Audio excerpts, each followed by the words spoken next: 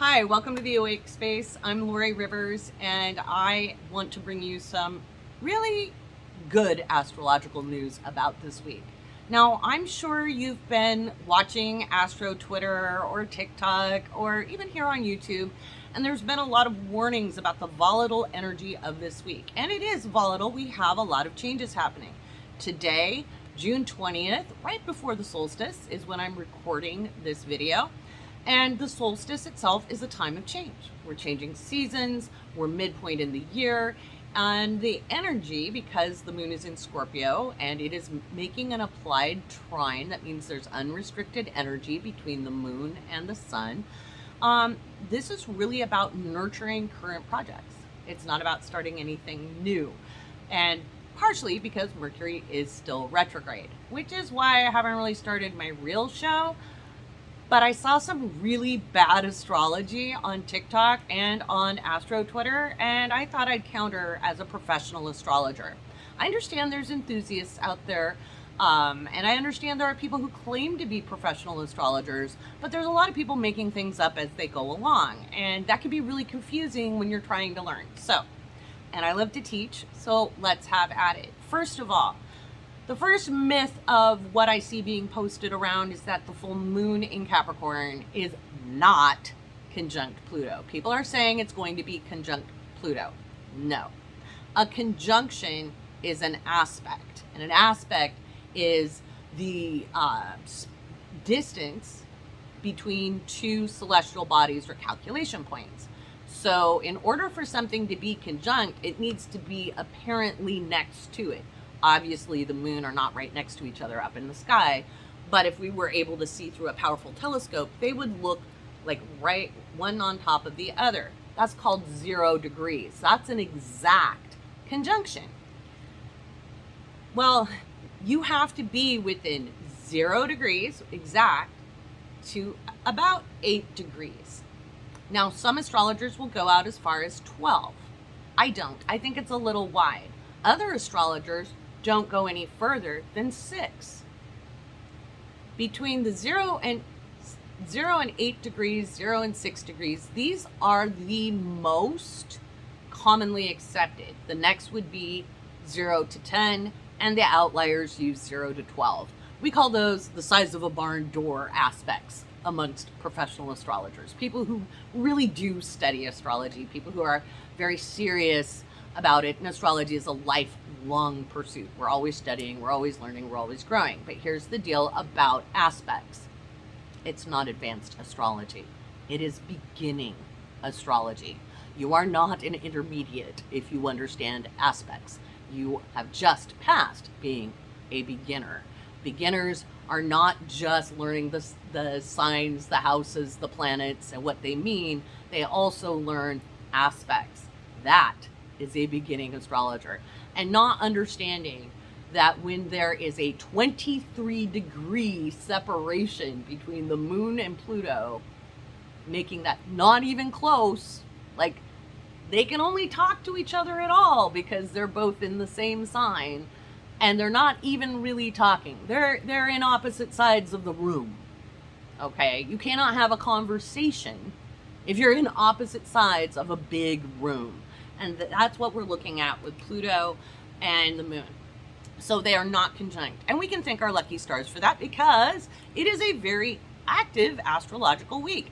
Just on Sunday, the 20th alone, we had the moon ingress into Scorpio. That's very intense energy. It happens every month.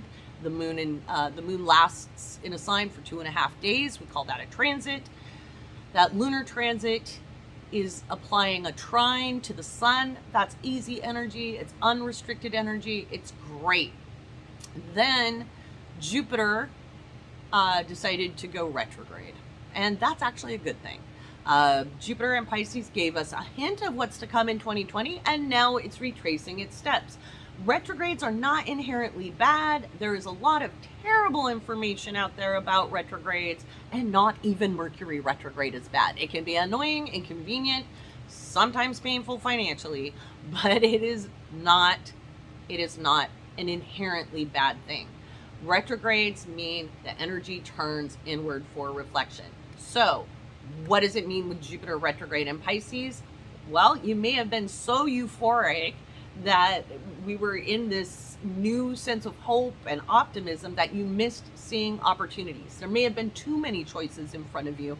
And now with it retreating retrograde in Pisces, now you're going to pick up those lost opportunities or the things you missed and didn't see. You overlooked them.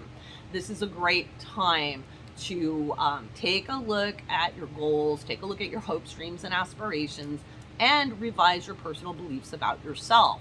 That's very important. I wrote about this on my Patreon. In fact, I think it's the longest post I've ever done on Patreon because the energy of just the solstice alone is a lot because Jupiter is involved. So there's always a lot with Jupiter.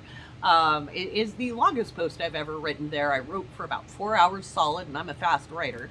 And that also includes the rising sign horoscopes. And I gave this one to all the patrons. Normally it's Astro Adventurers and up, but I even gave it to Mystic Muses because there is so much energy this week. And I covered some of that as well because it's important to understand.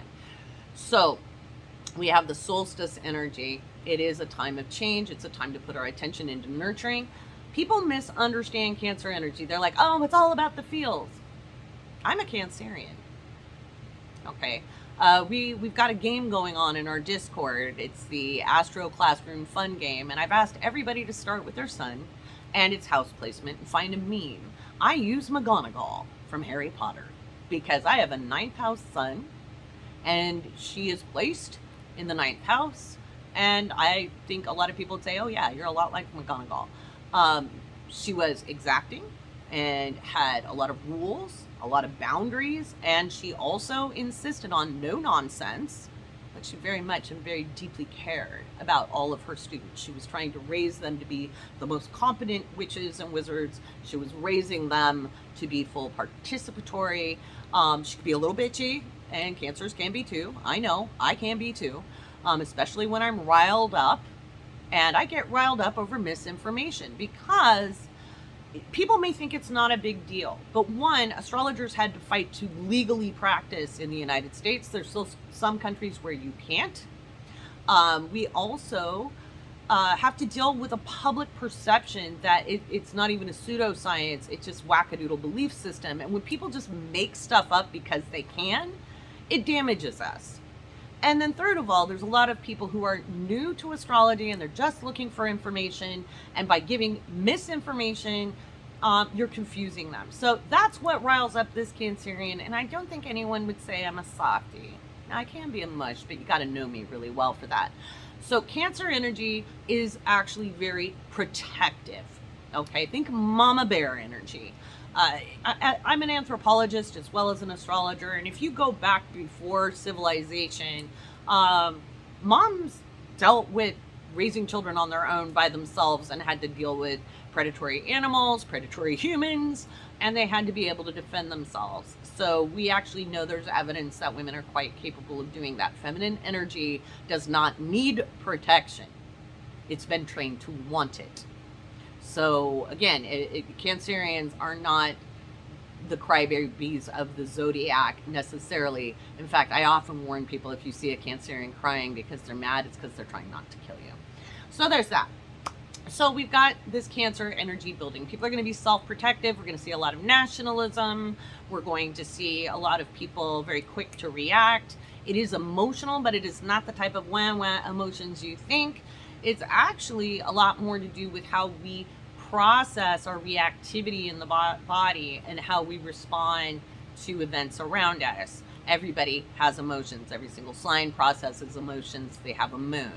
It's how we emotionally respond or react to our environment. And so there is that. That's what's up on deck. So more people are going to be more protective, more nostalgic. You'll hear a lot about the good old days, which never were good, but people like to talk about them. And then we have Mercury stationing direct. And a lot of people are going to be a lot more excited about that than I am, because you have to remember when a planet stations either direct or retrograde, there's a lot of energy. So people are going to be like, on the 22nd, because Mercury literally stops. You know, to our vision from the illusion of our Earth-based perception, when we look up at Mercury, it's going to appear like it's halted, and then it starts its forward motion, and it goes through the shadow period. I don't think things will automatically correct themselves, because they never do. It'll be about 2 weeks before we see the benefit of Mercury direct. Monday, we have Venus opposing Pluto, and I know people have everybody up in arms about that. It's not that big of a deal, guys. Actually, it's a great transit. We're looking at our values. There may be, on a mundane level, there may be some aggressive things happening, but we also happen to have a grand water trine, and that is pretty spiffy. And that is absolute powerful for magic. Absolute powerful for magic. So there is nothing there that isn't good. So go read my Patreon if you want to know more. And again, all levels get this particular post and get to come into Discord as well, because we're having a lot of fun there. We're building a great community. I answer a lot of questions. All patrons get coffee with Laurie. In fact, we just had it this morning. Even though it was Father's Day, some people managed to make it. And we talked about these very subjects. So we try to stay either on current astrological topics, or you bring your, astrology questions and I answer them at Coffee with Laurie. And then we also have Living by Luna and Cosmic Surfers, which is where I teach applied observational astrology, so that you really get an in-depth knowledge of how to work with the cosmic tide. But that's pretty much it for this week. I'm going to keep this super short. I want to thank you for viewing, and again, you can spake. That was a very good Mercury retrograde glitch, and I don't have time to re-record this, but I meant to say you can spot a fake astrologer by basically checking the facts. If they don't know the basics of what an aspect or an orb is, and I explained that in my TikTok video I just put out in regards to this, and the young man must have known he's talking out his butt, because he didn't allow stitches or duets. So I downloaded it and uploaded it. No, he does not know what he's talking about. And he was quoting somebody else on Twitter, and I haven't been on Twitter as an astrologer, been on as a writer, but I'm really close to going on a rampage. It's hard enough to be taken seriously as astrologers. Having good information is vital, and that's why I love teaching it. I love sharing my knowledge. I want to make sure people have good and accurate information. Otherwise, I'd much rather be sitting in a library, studying, and working with my clients. So do your homework. Find good resources. Don't just use YouTube videos. Find books. Books are good. There's really solid resources. I highly recommend Alan Oken's Complete Astrology if you want to get a solid foundation of basic astrology. I'm Laurie Rivers, and I'll see you next time, and I can't wait till I start my new show.